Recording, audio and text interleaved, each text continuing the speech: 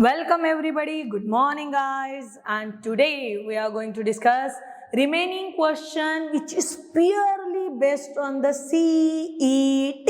ठीक है ना, जो एंट्रांस लेवल ना, मैंने लास्ट लेक्चर में भी बोला कोई बेसड नहीं, कोई JEE नहीं, कोई NDA नहीं, सिर्फ और सिर्फ प्योरली CET लेवल क्वेश्चंस कर रहे हैं हम लोग, and which is based on the trigonometry, जहां पे हमें अलाइड एंगल आ रहा, कंपाउंड एंगल आ रहा, कभी फैक्टराइजेशन आ रहा, कभी डिफैक्टराइजेशन आ रहा। तो चलिएगा बढ़ते हैं आज के क्वेश्चन नंबर 28 के तरफ with a small change. Now write down here cos to the power 4 alpha. Okay, so see my dear, when we are observing the numerator that time what we observe कि पता चल रहा है इसके पास power 4 है, इसके पास स्क्वायर है, इसके पास स्क्वायर है, क्यों ना फर्स्ट टू की पेयर बना लूं मैं।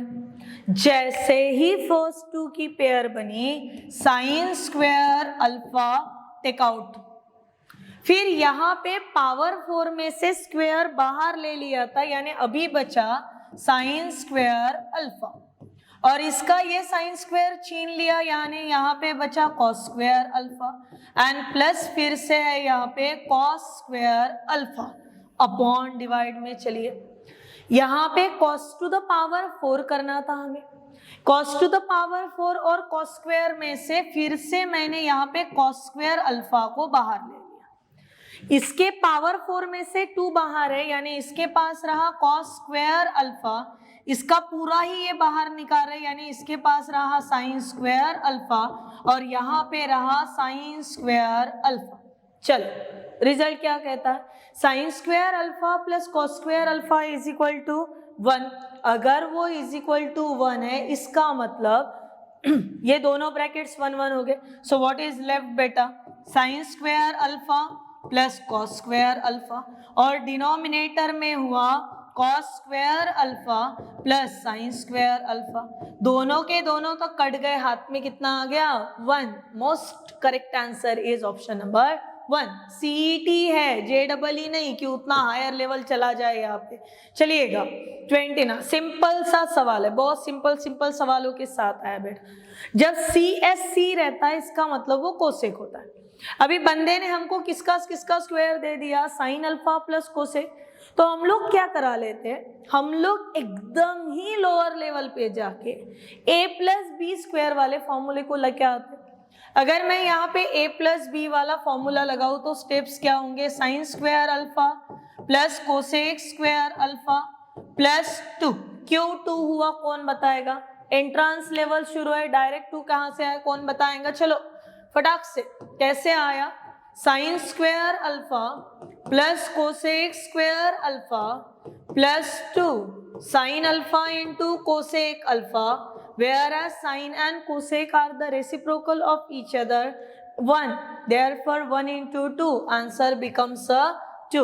उसके बाद similarly for cos alpha plus sec alpha का होल स्क्वायर करो, रिश्तेदारी निभाते हुए करो, cos and sec are the again reciprocal of each other, यानी cos square alpha plus sec square alpha, और इसके पास रह गया प्लस 2। तीसरा वाला ब्रैकेट होल स्क्वायर नहीं दे रहा, तीसरा ब्रैकेट क्या कर रहा, माइनस दे रहा, ओपन करा दिए इसको तो बन जाएगा minus tan square alpha and minus cot square alpha.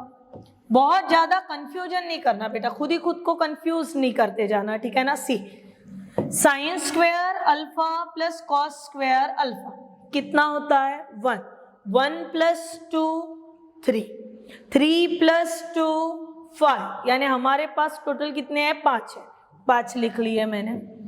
फिर कौन कौन बचा है, ऑब्जर्व कर रहे हैं ना हम लोग स्टेप को, तो फिर कौन कौन बचा है, पहला तो बचा है कोसेक स्क्वायर अल्फा, आइडेंटिटी लगा दो 1 प्लस कॉट स्क्वायर अल्फा की। फिर और कौन बचा हुआ है, तो सेक स्क्वायर अल्फा, फिर से आइडेंटिटी लगा दो ना यार, क्या फर्क पड़ा, सेक स्क्वायर अल्फा को लिखे 1 प्लस tan स्क्वायर अल्फा, यहाँ पे माइनस tan स्क्वायर अल्फा और माइनस कॉट स्क्वायर अल्फा। क्या क्या काटछाट होता है, क्लियरली बोलो क्या क्या काटछाट होता है, cot square alpha, cot square alpha, tan square alpha, tan square alpha, 5 + 1 6, 6 + 1 7 दिख रहा कह रहे ऑप्शन में, ऑप्शन नंबर सी हो गई कहानी इसकी भी। बढ़िए नेक्स्ट सवाल के तरफ, जहां पे क्वेश्चन नंबर 30 किस वैल्यूज के साथ आया उसको देखना, बहुत शांति से देखना, कोई टेंशन नहीं, कुछ नहीं कुछ नहीं। tan square theta is equal to कितना बोल रहा बंदा tan स्क्वायर थीटा के लिए, तो 1 + 2 tan स्क्वायर फाइ, ठीक है। फॉर्मूला लगा देते हम लोग, सिंपल सिंपल कुछ ऐसा 1 + 2 क्या cos 2 थीटा के लिए कोई फॉर्मूला, कोई रिजल्ट अवेलेबल है क्या?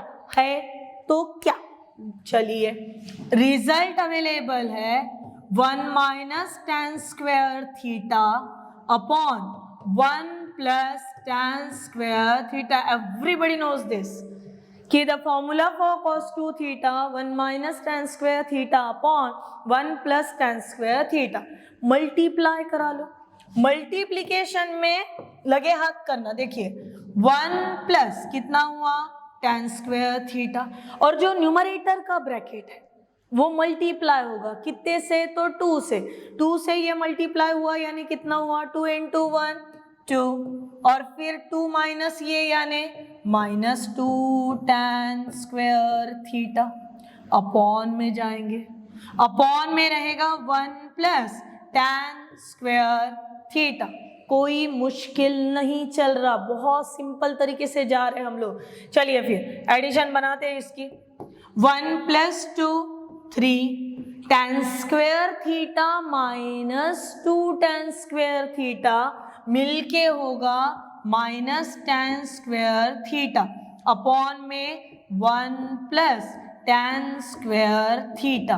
कहानी में ट्विस्ट, क्या आंसर में क्या दिख रहा, 5 दिख रहा। आंसर में अगर 5 ही दिख रहा, इसका मतलब हमको tan स्क्वायर थीटा को रिप्लेस करना होगा। कैसे करेंगे, तो 3 - tan स्क्वायर थीटा की वैल्यू माइनस के साथ लिखो, यानी -1 - 2 tan स्क्वायर अपॉन 1, और फिर से tan स्क्वायर थीटा की वैल्यू लिख लो +1 + 2 tan स्क्वायर ना। वैल्यूज को कवर अप करो, 3 - 1 2 - 2 tan square upon 2 + 2 tan square numerator में से कॉमन कौन 2, डिनोमिनेटर में से कॉमन कौन 2, 2 2 गेट कैंसल, हाथ में रहा क्या 1 - tan square upon 1 + tan square and this is nothing but the formula for cos 2 समझ में आ रही कहानी इसकी। चलिए फिर समझ में आ गया तो नेक्स्ट चलते जाना, कोई दिक्कत। क्वेश्चन नंबर 31 सिंपल सा सवाल है, प्रैक्टिस मेक्स मैन परफेक्ट। अगर प्रैक्टिस करे हो इसके पहले कभी सीईटी की तो बहुत आसानी से आंसर दे सकते हो। मैंने एक ट्रिक बताई थी क्लासरूम में, और ट्रिक ये थी कि जब भी tan के ऐसे क्वेश्चन बीच बीच में आए तो क्या करना, पहले 2 टर्म्स को ऑब्जर्व करना। यहाँ पे पहले 2 टर्म क्या है, tan 20 है, और दूसरी टर्म क्या है tan 40 है। ये 2 टर्म का एंगल लेना और एक ही बार tan लिखना, यानी दो सबके पास वैसे तो tan है, फिर मैंने tan लिख लिया। पहले 2 के पास जो एंगल है वो ले लेना, दैट इज 20 + 40, 20 और 40 मिला के कितने रहे, तो 60, यानी यहाँ पे हो गया tan of 60, एंड tan 60 की वैल्यू कितनी भैया √3। आंसर कितना, ऑप्शन सी। इतना आसानी से होता है ये। अगर झूठ लग रहा, लगने को तो नहीं होना क्योंकि क्लास में हुआ था, अगर लग रहा कि डाउट है तो just applying the formula for tan a + b। क्या आंसर देते हो tan a + b को, tan a + tan b upon 1 - tan a × tan b। Answer को करना, स्टेप को इधर इधर लेके जाना और आंसर देना। चलिए फिर 32 के तरफ सेम लॉजिक के साथ, all the terms containing with the 10 10 10 10 10। अभी यहाँ के 2 एंगल्स कौन से, तो एक 56 और एक 11। कैसे करना, पहले श्योरली tan लिख लेना, लिख लिया पहले श्योरली tan। उसके बाद 2 एंगल्स, पहला मुझे क्लियर दिख रहा 56, दूसरा है 11, और दोनों के बीच में साइन कौन सा, माइनस, डलवा दिए माइनस साइन। अभी 56 माइनस 11 कितना होता होगा, 56 माइनस 11, सो tan ऑफ 45, और tan 45 की वैल्यू कितनी होती है 1, आंसर ऑप्शन सी। चलिए फिर मस्त सुंदर है क्वेश्चन है, नहीं रे बेटा 33 क्या कह रहा क्वेश्चन नंबर 33, बड़े शिद्दत के साथ क्वेश्चन बोल रहा। If the measure of the central angle of the circle is 1 radian then length of an arc is equal to, 1 minute में कंसेप्ट सिखा के दे रही तुमको। देखिए, the angle usually denoting in the two measurement, first one is a degree and second one is a radian. Degree का कोई वांदा नहीं है बेटा, प्रोटेक्टर बचपन से पकड़े हो, प्रोटेक्टर पकड़ के इनिशियल रे को निकाले हो, इनिशियल रे से टर्मिनेट होते होते टिक टिक टिक टिक टिक टिक करते करते आए, तो जो एंगल ऑफ रोटेशन बनेगा इनिशियल रे, और इनिशियल रे से उठ के जब ऐसे चलोगे, ठीक है ना, पर कौन से डायरेक्शन में, एंटी क्लॉकवाइज डायरेक्शन में, तो जो अमाउंट ऑफ रोटेशन बनता है उसको क्या कहते हैं, एंगल। और एंगल मेजर करने का स्टैंडर्ड तरीका कौन सा, तो डिग्री। सवाल है रेडियन क्यों आया, kilogram gram, kilometre metre, centimetre metre, same वैसे ही दो उसके फंडे आ गए, एक आया रेडियन और दूसरा कौन आया रेडियन के साथ, डिग्री। डिग्री स्टैंडर्ड में चला गया, मैं तो स्टैंडर्ड हूं। फिर सवाल आया रेडियन कौन है, फिर ये स्टैंडर्ड है तो वो कौन है, यहाँ पे इसने कंसेप्ट बनाया एक गोल गोल रानी, एक गोल गोल रानी यानी circle, centre of the circle, और सेंटर ऑफ द सर्कल से दो रेडियस मिलके उतना एरिया कवर करा रहे आर्क का कि ये लेंथ ऑफ एन आर्क जो है, लेंथ ऑफ एन आर्क जो है वो रेडियस के बराबरी की हो रही। और जब ये कारनामा बनता है कि दो रेडियस बना रहे लेंथ ऑफ एन आर्क, तो वो समय पे जो subtended angle at the centre of the circle theta रहता है, वो थीटा होता है 1 रेडियन। मैंने जो जो बोला ना उसी में आंसर आ गया कि the length of an arc is equal to,